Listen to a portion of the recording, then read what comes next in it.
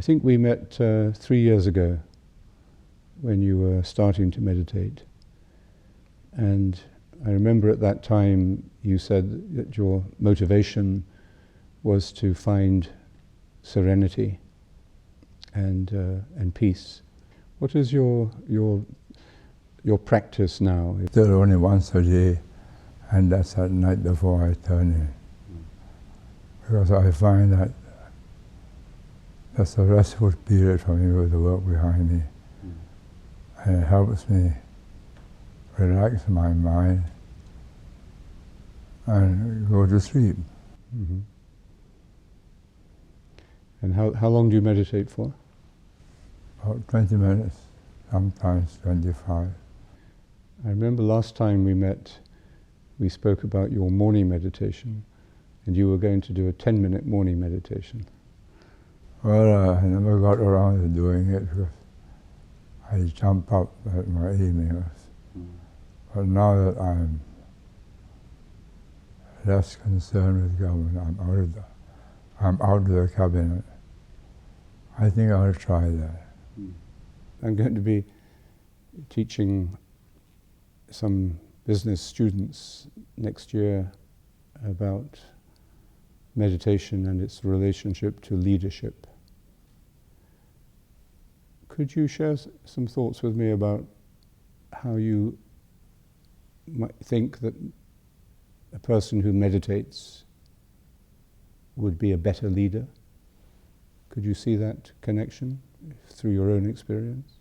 Well, my own experience is when I'm stressed to make a decision, I stop and meditate first.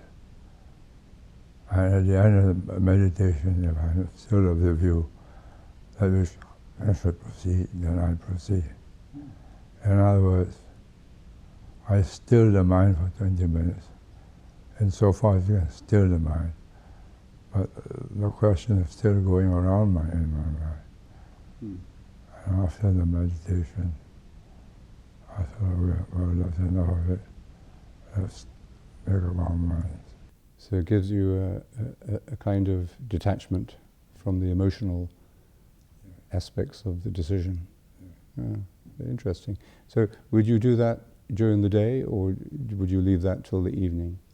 Oh, I do that during the day when I have a problem to resolve and see irritating me. I see. So you would just sort of interrupt the flow of the day and stop and meditate if you had a big problem to deal with? Well, Coxon has given me something which I put on my computer. 5 minutes, 10 minutes, 15, 20, 25, 30. So depending on the stress I'm feeling and how long I think I need to vegetate this problem in my mind, while it is still, I choose the timing.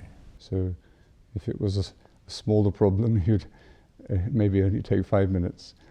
Well, if it's so small a problem, I don't think I'll bother.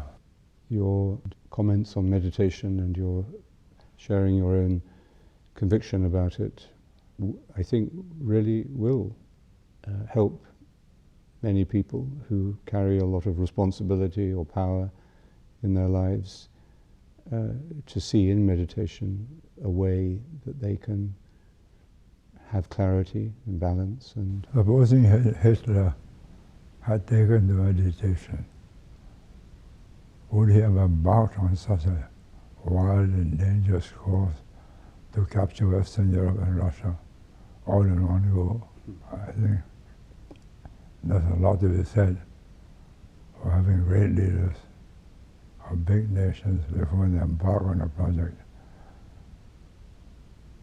to sit down, not for a few minutes, but for a few hours each day, meditating on the wisdom of it all. Let's think this over for a few weeks. Let's meditate. So you would give that advice to world leaders today? Yes, I would, before they embark on any use of force. you think you could ever persuade world leaders when they come together for their summit meetings or important meetings together to begin their meetings with meditation? I think that they think it rather odd. Yes, I think they would. They've come to discuss serious problems, to get grievances resolved, and you're asking me to meditate. Okay, I think it would be difficult to persuade them, but would you advise them? Yes, I would advise them. But then they must have been convinced by their own experience of meditation. In your book, Hard Truths, you spoke about meditation in one section and said that you thought it would be a good thing to introduce it into schools. Yes. Could you say something about that, and would you recommend that to? First, the teacher must be in acceptance of the virtue or the value of it. I would have no doubt that with the proper teachers, you'll have a more orderly classroom. I have to say a 10-15-minute meditation before lessons begin. Because we live in a very pluralist society, in any classroom today you're going to have children of different faiths or different faith traditions. They may not be practicing their faiths, but they've been formed by them. Would you agree that meditation has, in a pluralist society like ours, especially like Singapore, that meditation can help to unify a diverse group like that? It shows how intrinsically close to each other we are as human beings. The Buddhists practice it, the Muslims practice it, the Hindus practice it, the Christians practice it, the non-believers like me also practice it. It gives you a certain serenity after you have meditated, say, for 20-25 minutes. I find 10 minutes too short. Yes. Yes, we generally recommend 20 minutes as a minimum. But with children, we recommend 1 minute per year of their age. So if they're 5 years old, they meditate for 5 minutes. And usually they can meditate for longer, but... But how do you motivate the teachers unless they believe in it? Has meditation given you a sense of what the spiritual values of life mean? Well, I'm a non-spiritual person, so that's a wrong question to put to me. It's not so much the spiritual value, it is the value it has in helping me resolve problems. But undoubtedly, in the long run, it must alter a person's character. In what way? Making him realize that there's an inner self which is more important than the one is thinking about himself. So that we have a true self as well as a sort of public self. Well, all of us have that, but not all of us have the realization that this is your true person. This is what you really are. And would you say that meditation has brought you to a better realization of your true self? Yes, I would say so. And you wouldn't call that a spiritual discovery? Because I'm not a spiritual person. I think in a way what you're describing is what I would call a spiritual experience or a spiritual discovery, not religious, but I would understand it as a spiritual one. But maybe I'm playing with words, but I think there's a difference between spiritual and religious. I haven't thought about that. I've always intertwined the two together. The first time we met, I remember when I came to your hotel in London, do you remember? And I came in the morning and we talked for a few days. And I thought it was very interesting for me because you were not frightened of the religious background, but you focused, it seemed to me, very clearly on the spiritual content. So it always has seemed to me that your response to meditation has been, in a sense, spiritual, but without the religious context or content. I would agree with that.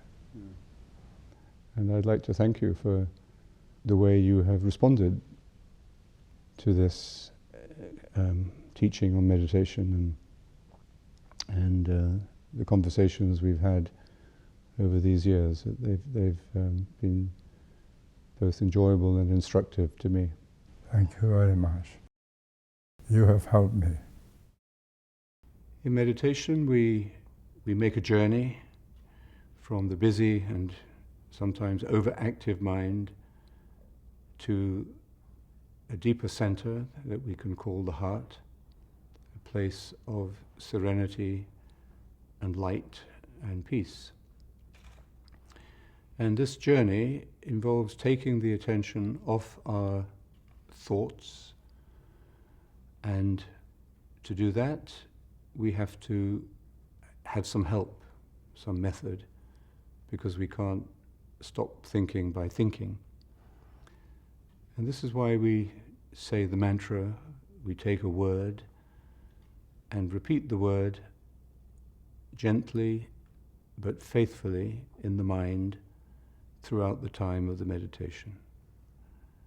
As thoughts arise, we allow them to fall away, and when we become distracted by our problems, by our plans, by our memories, we return to the clarity of the mantra. We return to the word continuously. And in doing this, we are really developing three essential elements. The first is silence. You could say that meditation is the work of silence, because it is the work of attention. When we pay attention, we are in effect becoming silent, because we're becoming focused and concentrated. And silence is this work of attention in meditation, because as we say the word, we are taking the attention off the stream of thoughts and imagination and anxiety or plans that are normally filling our minds. So this is the quality of silence. The second quality that we've spoken about is the quality of stillness. The stillness of body helps to come to a stillness of mind. With that stillness of mind comes a clarity, a transparency, and a joyfulness. When the mind becomes still, it lets go of desire.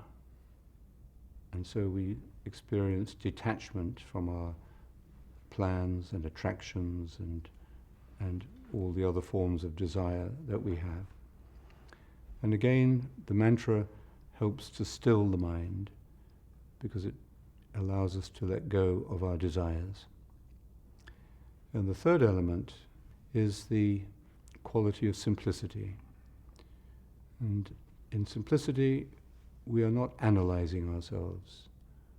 We're not evaluating ourselves. We learn to be, not to perform, not to achieve, not to be successful, not to be perfect, not to be defensive, but just to be.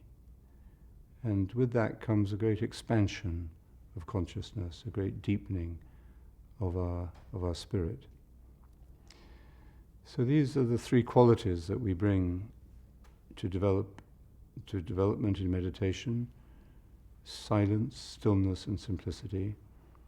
And these qualities develop very naturally and extend into all areas of our life through this amazingly simple discipline of the mantra.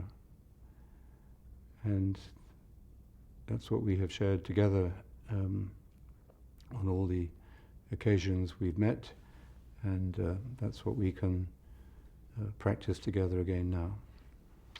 So the basic rule of posture is to simply sit as comfortably but as still as possible. Put your hands on your lap, on your knees, in whatever way allows you to be still, relaxed and alert. Close your eyes lightly. Breathe normally. And then silently, in your heart, in your mind, begin to say your word, your mantra. And the word we recommend is the word Maranatha. Ma-ra-na-tha.